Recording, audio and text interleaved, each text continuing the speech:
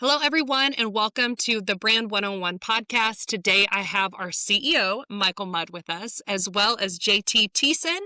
Guys, we got a brand new partner at BrandONE. This is really big news. So today, I want to take a chance to introduce you to JT, to have a moment to speak with Michael about this monumentous change inside of the BrandONE organizations and find out what that means for us, right? Michael, CEO of BrandONE, you've been with us from the very beginning. I think since I've been here, we've only added one partner. So adding JT to the mix here this is huge. This is huge for us. Tell me a little bit about, number one, your thoughts on adding a brand new partner, how this came to be. JT, I'm going to put you in the hot seat in just a second, but I want to hear from our CEO. Tell me a little bit about what came to be here. We had a free seat opened, and was JT just the first one who raised his hand? Well, one, thank you for having me on the podcast, Alex. I'm super excited to be here, but more excited to welcome JT into the partner seat for BrandONE.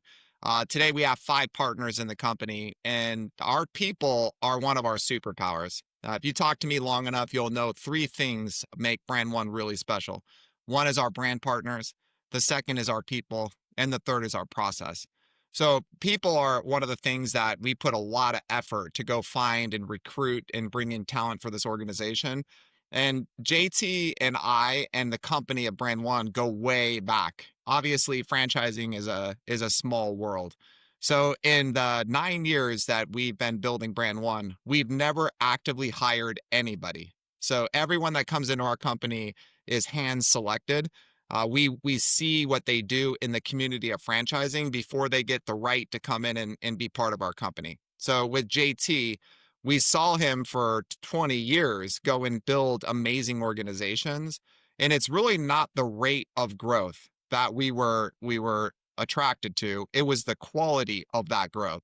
So as you hear JT, I mean, he's built monumental systems and budget blinds would be a great example. He joined that system when it was still an emerging growth phase and built it into a national company that is the largest in its category. And he did it very responsibly and bringing in amazing franchise owners to produce enterprise value.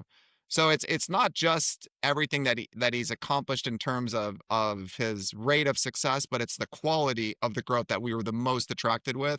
And also, if you talk to people that he's worked with, what they say is Mm-hmm. exceptional. He's a phenomenal leader. He's a genuinely good man. He does right by his people, and he does right by his brands, and he does right by the candidates that work in his process. So we're honored to have him align with our company. We feel like he's a full fit for the culture of this organization and will bring huge value to the organization as we look forward.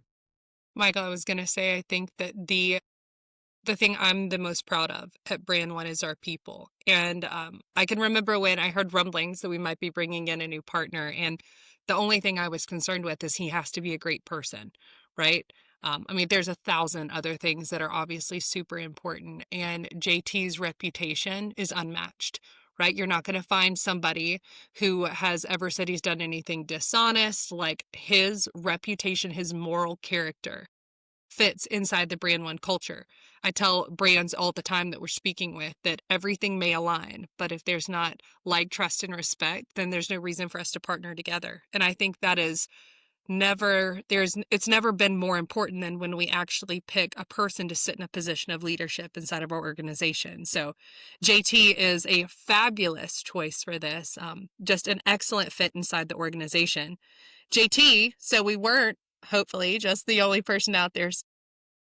We're so excited to have you, man. Honestly, I am thrilled to add such an incredible individual into the leadership role here. Tell me about your journey to get here, though. Franchising is a relatively incestuous industry, right? Everybody knows everybody. Everybody has seen each other around. The great part is you build reputations. You never want to leave franchising, so you just end up finding new little families inside of it. So I've heard of you.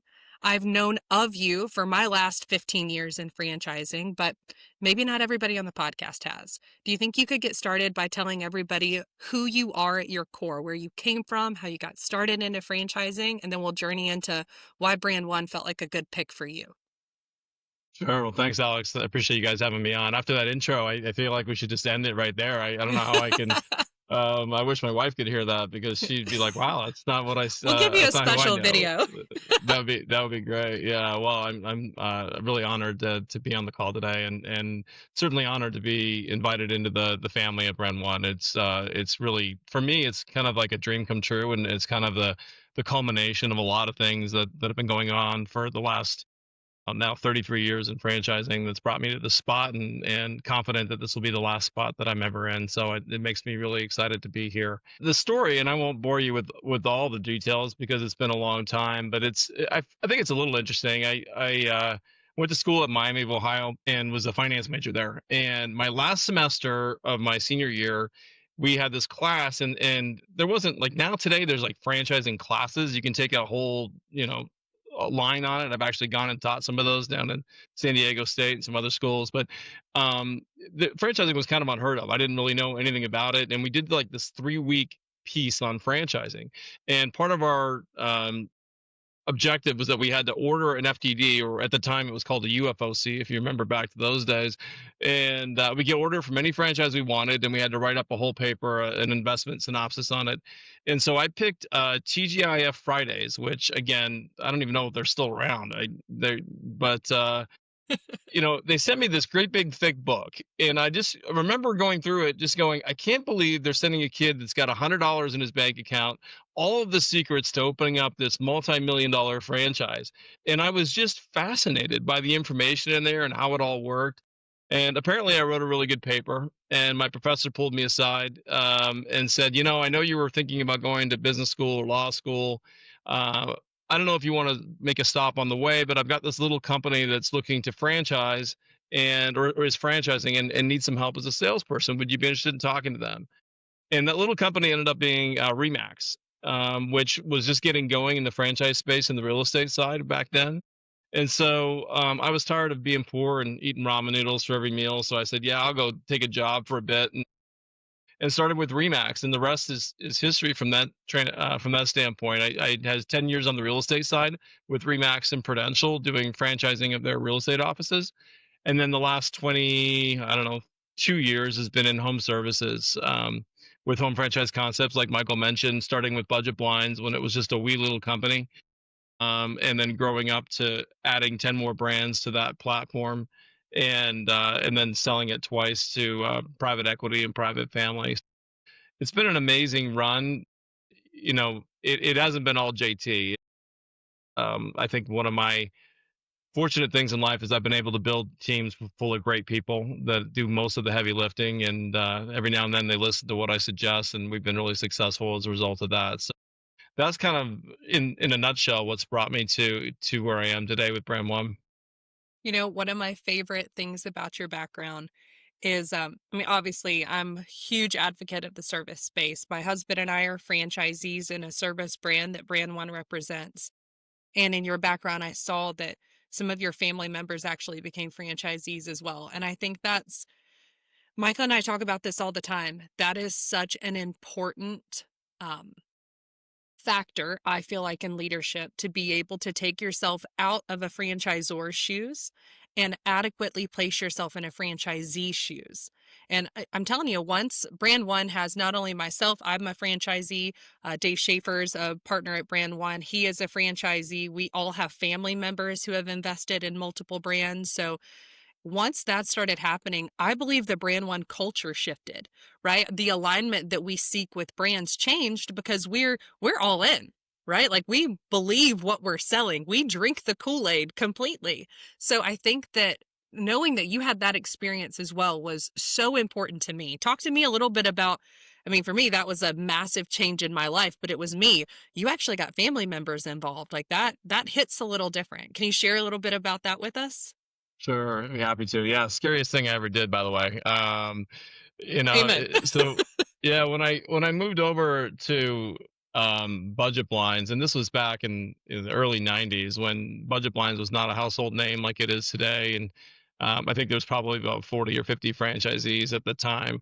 My mother, who was a bit of a serial entrepreneur, but had always been doing things like building homes or flipping homes and buying land and things along those lines, called me up and said, "Hey, tell me more about this." And so I'm like, "Oh, all right." I thought she just wanted to know what I was doing, right? And so I told her more about it, and she kept calling and asking more questions. And she's like, "You know what? I want to do this, and I want to do this not just for me, but for your stepbrother, your sister-in-law, and your sister, to get involved in the business. So I'm gonna help them out finance this thing, and we're all gonna get into budget blinds." And I was like, No pressure. oh, like, oh, and it was really scary. And at one point, she finally said to me, she goes, "I'm feeling like you don't want to do this, and if you don't want to, it's fine, but we're all in." And so it was interesting because we had to set some ground rules actually in terms of what happens if this goes wrong.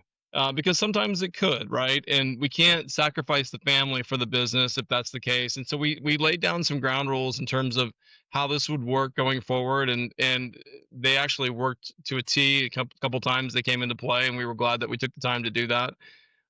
Even family holidays, we get together and we'd have to put an egg timer on the table because we were only allowed to talk about business as long as the egg timer ran out, and then we had to talk about something else so that we didn't completely bore everyone else in the family that wasn't in the business. And But all in all, it ended up being just a wonderful thing. My mother was a franchisee. She just retired, but she was a franchisee for 22 years with budget blinds. And my brother just sold his business for a huge windfall. And then my nephew and my sister-in-law are still currently involved. So it's been really amazing. So and also, you know what, Michael, you probably know this. It doesn't hurt when you're talking to people and you say, well, if it's good enough for my mom, it's got to be good enough for you, right? It didn't hurt helping a few people gain confidence in the brand over the years. Absolutely. Well, and to actually have that confidence yourself, I mean, that's huge for us. That was something that I know it's a great sales tactic, but it's true too, right? Like if you were willing to let your mom get put into it, then it must be a fantastic brand. And knowing that you wouldn't align with a brand that was less than fantastic is important to us. So, Michael, did this play into your decision? Again, like, I mean, Brand One has the opportunity, thankfully, that we can be really picky about adding leadership here. So, what an incredible background. Talk to me a little bit about when you sat down with your partners and you were looking at JT. Did this come into play for you? Well, there's a lot of things that we considered, Alex. They every single person that comes in of our company, it's not just leadership. It's just critical that we maintain the culture of our organization and the philosophy of recruiting over sales. And this is one of the things that is just of foundational importance to our organization. So we have to look at every single brand uniquely and understand their strengths, what their leadership team entails, what their growth objectives entail, and make sure that we're developing the rate of growth that they can support. And then also the quality of growth that they deserve. Now, quality is something to really just take a look at because we build royalty stream, which really creates enterprise value. That's what Brand One does. We build enterprise value. So if you think about it, there's margin that varies in your royalty stream. So if you anyone that's been franchising a long time knows that high performing franchisees are going to produce the most royalty, but they're also going to chew up the least amount of resources in the organization. So if you bring in high performing owners, they're going to be more margin in the revenue that they produce. So what we want to do is define a candidate profile. We want to go out to the marketplace and we want to obtain as much of that profile as we can because the more we get, the more selective we can be. So we want to say no to candidates, not just yes. And that is kind of unique in perspective. And it's hand selected to make sure that the folks that come in our company align with that. Because a lot of times, if you're just transactional, what you're going to do is be incentivized or encouraged even to go put people that are misfits into a system, which then erodes on the enterprise value and it hurts your transaction and it hurts a lot of different things. So when we sat and thought about JT, this is what we discussed. Culture. Does it align? Does he believe in that recruitment philosophy? Does he have a track record that we can look at and validate? And with JT, it wasn't just about JT, it's about everyone that is connected with him. So we can easily talk with all the consultants, all of his team members. There are so many people that have worked with JT. His reputation is gigantic. He is just a very, very large player within the franchise space. So if you go and look at anyone who's worked with him, they have nothing but great things to say about him. And it's not just his effectiveness. I want you, he's effective or he wouldn't be in the company. Okay, number one. But it's not just about that. It's about, does he do things the right way?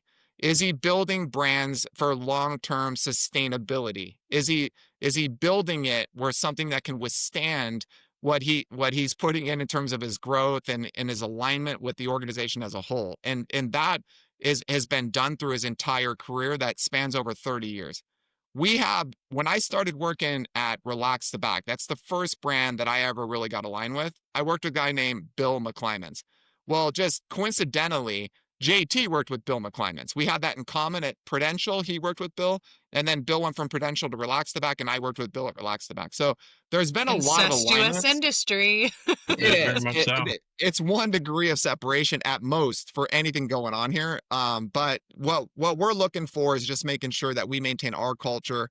Also, what's really important as we grow brands, we don't want them to lose their magic as they grow.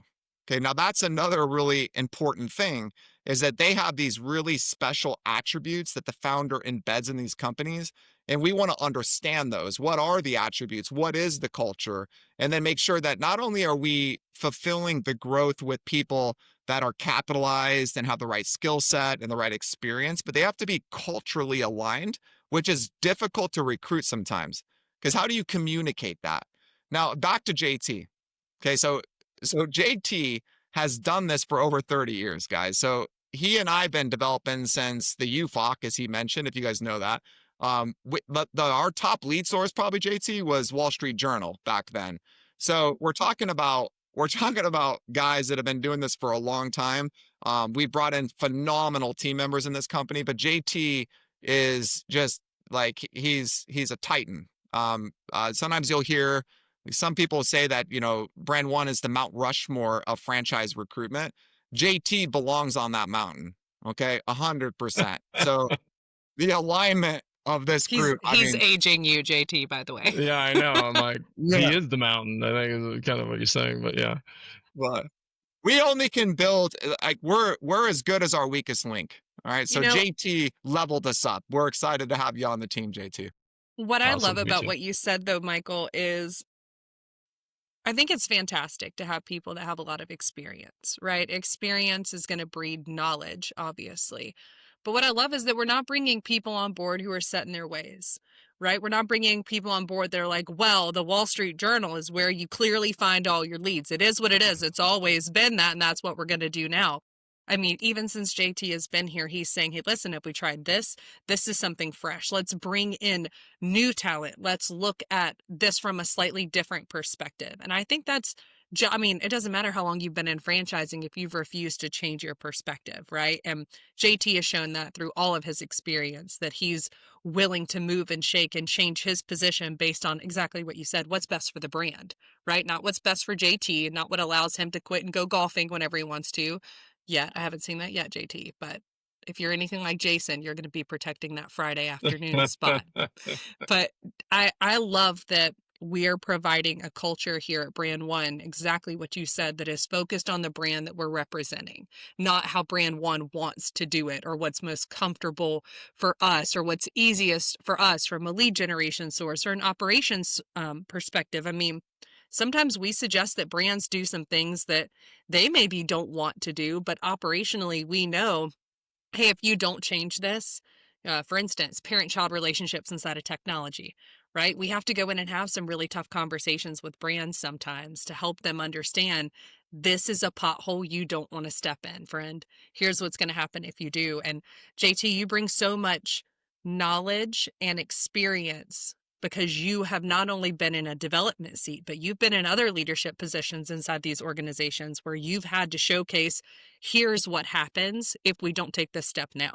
So I'm super excited about that. JT, tell me what you're excited about. I mean, this is going to be your first time in an organization like BrandONE. Hopefully this is your last spot, right?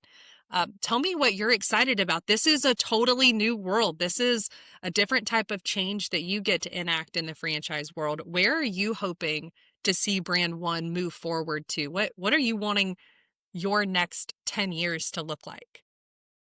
Yeah, that's a great question. And I'll tell you, first of all, I'm really excited to work with everyone at Brand One, the other partners, yourself, the other team members. It's been I knew it was good because I knew their reputation. I've known Michael and Jason and Dave and Peter forever, and certainly that was a big part of my decision going in. Is that I have respect and like and trust my partners, and as I'm getting to know other people in the company, it's been everything that everyone said it would be, which is the validation that I got when I did my research coming in as well. And everyone's like, "You're going to love it. It's the best place," and certainly it looks like it is. I'm excited to just add where I can and bring some of my experiences and other ways that things are done to the company and see if we can't continue to always strive to get better and perform at a high level for the brands that we represent. It's I've worked with really established brands, emerging brands, everything over the years, but I've never really taken a brand from nothing to, franchise ready. They've always had a few units here or there, right? And so I'm really excited and I'm already jumping in and helping some companies that have a dream and they want to achieve that dream. And the why is different for everybody that you talk to, but it's understanding their why, what they want to accomplish, what this dream they have is for this business, this idea that they've been building forever, and helping them achieve that and doing it the right way, making sure that we're getting the right franchisees in place, making sure that you can't wait to go to convention every year because people are going to come up to you and shake your hand and give you hugs and say, "Thank God I did this. Thank God that you helped me do this." It's been a life changer, and that's been my experience throughout my entire career. Fortunately, is that it's kind of the litmus test for me. Is that if I'm ever working with somebody and I'm like, I don't want to put them in the business because I don't want to see them in a dark alley at some point down the road because maybe they weren't the right fit or something like that. Then the answer is no. And so fortunately, I love to go to conferences and see the franchisees and hear their stories and just some of the amazing life changing things that it wasn't me that did it, but I was just that little catalyst that put them in the position to do it. And that to me is why I do what I do and why I love it every day. I'm not a developer at Brand One. I operate inside of our operations team and I handle a we're not going to get into what I do. I handle a lot of other stuff. I don't sell. That's really not my forte. But I've had a couple of accidents that have fallen into my lap over the last couple of years where people have said, "Hey, I really want to get into franchising. What do you think?" And I'm like, "Well, I actually think there could be something that would fit you really well, right? I know you, I know the brand, and one of those people were one of my best friends, and she had a background in the senior care space and senior communities. And one of our newest brands, Trua, had just gotten started. And I had met with the founder. I mean, I'm the one who did all of their development work. And I spent months and months inside of this brand. So I knew their heart, I knew the intention behind it. And I had an opportunity to bring those two together. And she became a franchisee. That was the first time. I mean, my mom had been with Ivy Brook, but that wasn't a brand new franchise, right? There were already Ivy Brooks, and this was a proven model for Trua. This was their first franchisee. And I was so worried about it, JT. I was like, I'm like, this is one of my best friends. If this doesn't work, like, what have I potentially risked for her? And thankfully, through some coaching with, Michael and Jason and a few others, they were like, you're not risking this. Like, you need to make sure she's properly informed of the risks she could be taking. But to your point, is this the right fit for the brand? Is she the right person? Do you believe she can do it? And I was like, all day long. A matter of fact, I think she could run circles around everybody. She is amazing. She's a unicorn. And it was a couple of weeks ago that her and I finally had time to get coffee, right? Because new franchisees never have time to do anything because they're up their Right. eyeballs being new franchisees. And she sat me down and she was like, I just wanted to tell you that you changed my life. She's like, I never in a million years thought that I would be doing what I'm doing right now. She's like, I have not thought about money. We're not pinching pennies to make sure we can go on vacation. We're talking about sending our children into private school. My husband feels more empowered to do even things in his career because he's felt so empowered watching me chase this dream. He's like, this decision, I mean, look, I got goosebumps. This decision to get into franchising changed my life. And I came back and I told Michael, I was like, is this that high you guys are talking about? Where like you actually got a chance.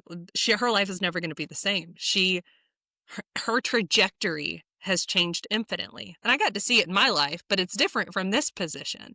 it's so Right. much more rewarding to watch it happen for other people. So I love hearing that story for you. I love hearing that that's what drives you, because I believe if we create a culture where that's what drives everybody, I mean, as corny as it sounds, right? You're really making the whole world a better place. Like you're Yeah. changing everybody's life for the better, not just them, but then the people they employ. And I just think that's awesome. Yeah.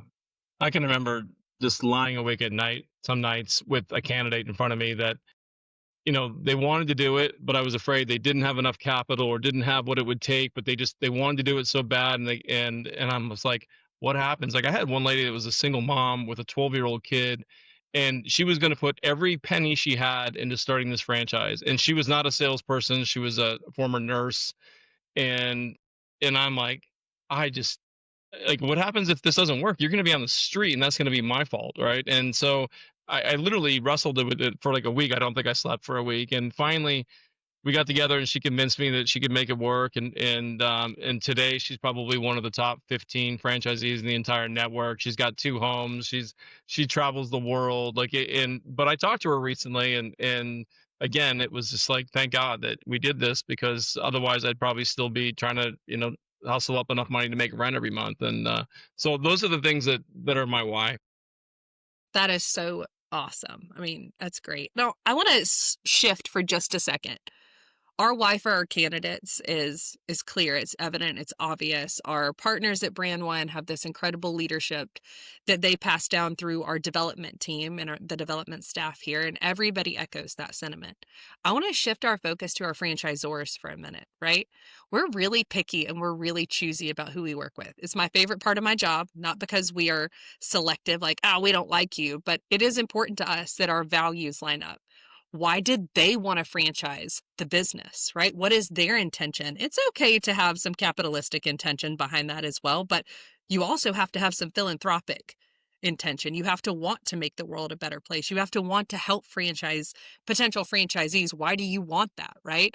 Um, Tell me a little bit about where you feel like you will fit into the overall BrandONE mission when we look at the franchisor's position, when we look at helping them map out that road to exit. Every franchisor, if they tell you there's not a road to exit, they're lying to you.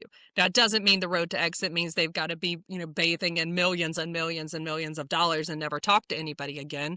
We know that the road to exit can look different for everybody. How do you plan on helping our franchisors move on to their next phases? One thing that we used to do at when I was at Home Franchise Concepts is that I would actually go into the initial training class, which was, where they're just learning, where the bathroom is basically, and I would teach them for an hour and a half about how to prepare to exit their business. And they're like, well, why are you always trying? You're already trying to get rid of us, and we haven't even got started yet. Like, what's going on here? And I always said, because I've learned over the years that when finally that time comes, whether you've prepared for it or it's sudden, there's a lot of things that people are always like, well, if I'd known this now, like what I know now, I would have done that at the beginning to set myself up to sell down the road. And so it really starts with the end in mind, really the way we think about it. And the same thing works for franchisors, right? It's like, hey, what's your plan? What's the timeline? It can change obviously as you go, but is it to hand it down to your kids? Is it to exit to private equity? Is it to create a program for your employees to take over? Whatever that is and what the timeline is. And then we work backwards and we really try to figure out, well, what do we need to do to get there, and what do we need to do to prepare? Because Michael, you've probably seen this. I've been a part of a lot of brands that have exited their businesses, and they just everything from paperwork to systems to everything else, they just weren't prepared, and they Accounting. probably left a lot of money on the table as a result of it, or making bad decisions about territory size or first rights and all these kinds of things that we can keep that from happening from the very very beginning, right? So it's leveraging that knowledge, that experience, and making sure that we're setting them up for their end goal, not just to launch without any idea about how some of those initial decisions could end up coming back to haunt them at the end. I love that. Well, JT, it's obvious that you are a fantastic fit for BrandONE. I am so excited about our future now that you're a part of it. Michael, to kind of help wrap us up here, I want to talk about Brand One's future. I want to talk about what can people expect to see? What's coming down the road, right? Who are we transitioning into? Brand One's been around for, what are we going on, 9 years? Is that the number now?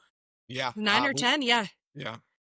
Yeah. It's, Yeah. So, it's, it's nearing a decade at this point. So right, right. So talk a little bit about what can people expect, right? This is a pretty monumental time for us. Anytime you add leadership into an organization, I would anticipate that you and your partners have all sat down and you've made projections and you've looked at the trajectory of our organization itself. What's coming down the pipeline?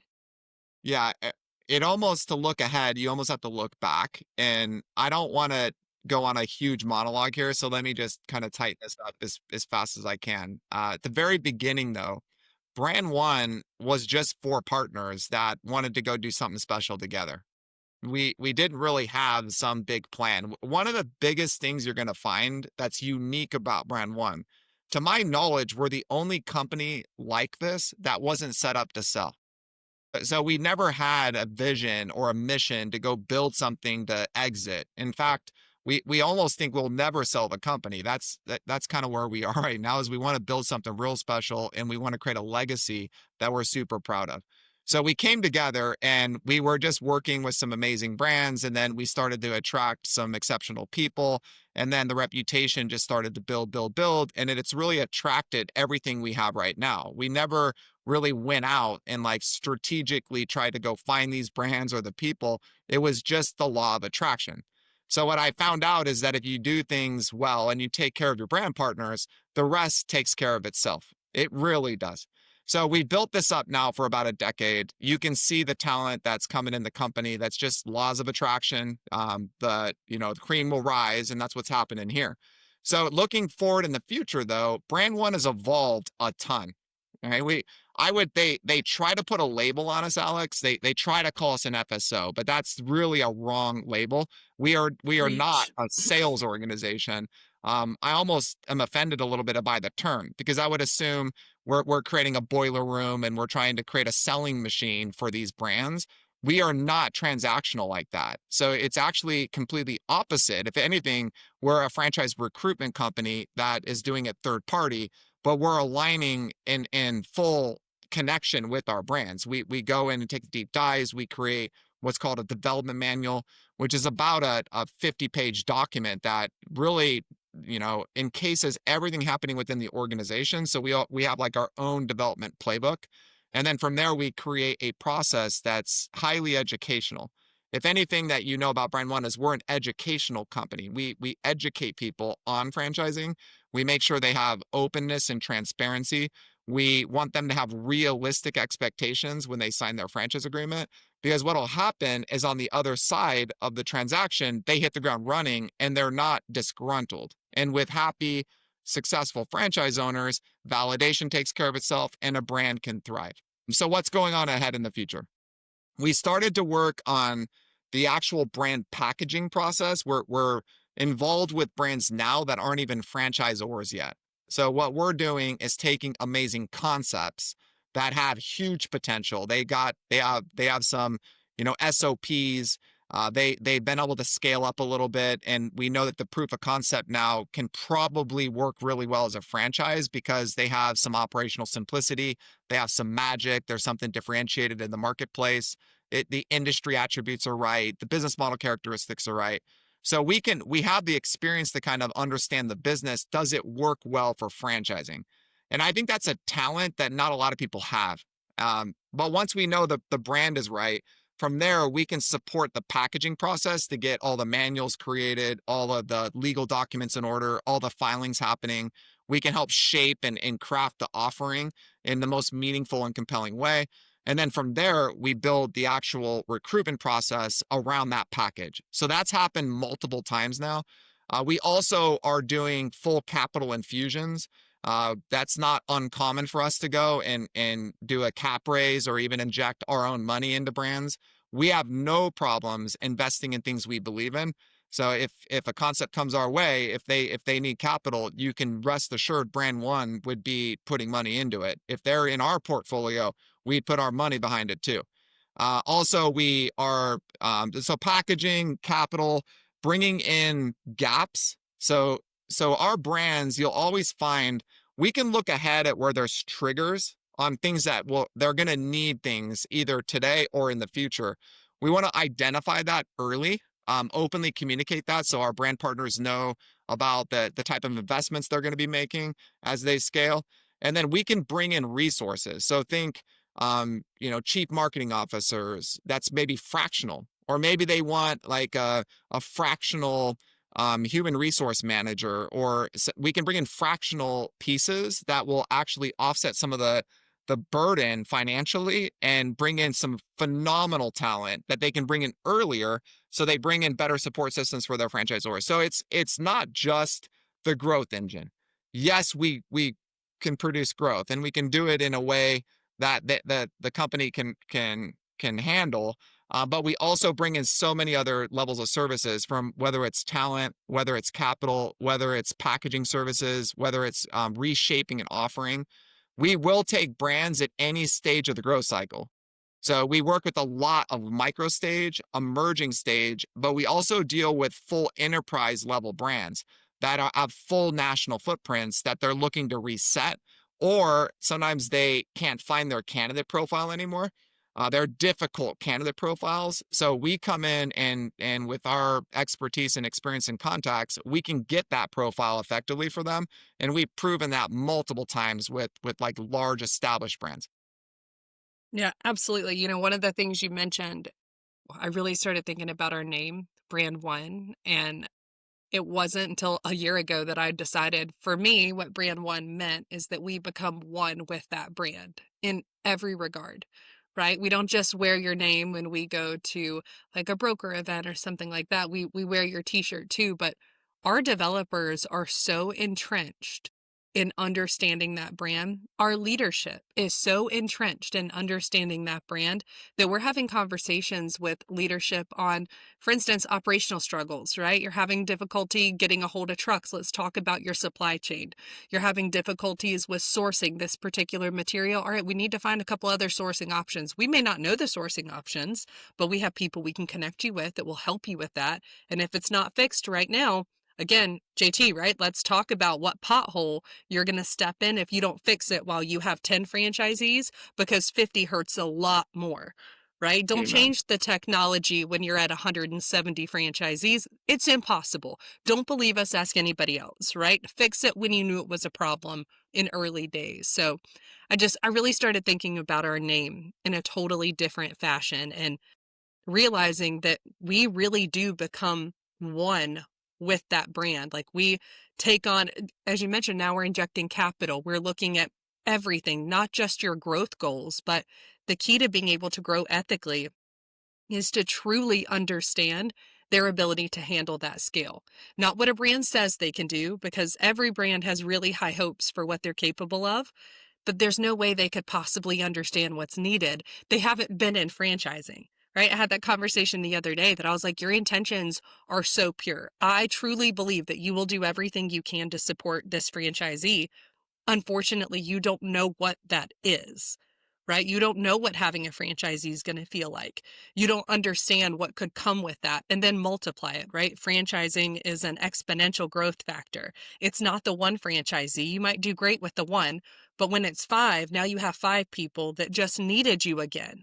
Are you prepared to jump on a flight every month for these five franchisees because something wasn't done right in training and now they need you there to help them? That's what could happen if we don't manage your training protocol appropriately, right? And I love where Brand One is going. We are evolving, in my opinion, in the best way, in ways that brands can truly maintain sustainable growth and end up becoming powerhouses, not just blips on the radar that, hey, congratulations, you sold 30, you sold 50. Now let's just hover here and stay, right? We're creating infrastructures that allow brands to be monumental in their space. And it's really exciting. Well, Uh, gentlemen, Let me pop one in here. So this is probably worth explaining for some of the people that might be viewing this podcast. There's two business models at play when you franchise, right? There is the franchise business model, And then there is whatever the business is that we're franchising's business model. So if we're in the floor covering space, or window coverings, that's a business model. And now why we're experts in a lot of business models, because we've had just so much exposure to categories and service models and brick and mortar and education, and we've been involved in so many things that we know a ton about just overall businesses. But what we've earned the right to talk about, what I think there is no unmatched level of experience in the franchise business model. Under our roof, we have over 300 years of franchise experience, and we have experience in operations. We've run large scale operations teams for very big brands. We have development experience, obviously, but we also are actively franchise owners. We have run marketing systems. We have seen finance systems. One of our business partners, Jason Barclay, got into franchising through finance. He was actually an auditor when he started in franchising, and he's our CFO of our company. So if you look at how rounded we are in franchising, we're not just a company that knows how to recruit owners. We know holistically the franchise business model. So when somebody aligns with us, like one of our brand partners, what they're doing is adding just a powerhouse to the board. It's more, we don't sit on your board potentially, but we bring the experience and all that knowledge to you that's so like well-rounded and diverse in terms of that skill set, that it just brings a ton of value to an organization that's beyond and above what I would just say is the growth engine. I would agree wholeheartedly. JT, thank you for being part of what's expanded that knowledge. Thank you for being a part of what's to come, right? Some of the brands we have coming down the pipeline are they're in the retail space. We have some brands inside the suite space. We have some brands that are coming inside the home services space that are going to be a really big deal. We have brands coming inside of the children's enrichment areas. And to your point, Michael, I've never thought about it that way. We kind of dipped our toe in all sorts of stuff. We have a lot of knowledge regarding industries, right? But it is franchising, it is how to actually grow and scale that model that we've earned the right to sit at the table and to help brands avoid these major mistakes and to make some of the greatest decisions they can make for their organization. So, gentlemen, thank you. Thank you so much for joining me today. I appreciate it. Michael, you and I both know that we could talk all the time, right? We both love to talk about BrandONE. This is our passion. This is what we eat, live, and breathe. JT, we're so excited to have you as part of the team. I hope I get to have you on here a lot more. I can't wait to see the brands that you're going to be leading and what you're bringing to BrandONE specifically. So I hope to have you on here again. Gentlemen, again, thank you so much for coming. Thank you. We appreciate you, Alex, and welcome to BrandONE, JT. Love having you here, buddy. Thanks. Excited to be here.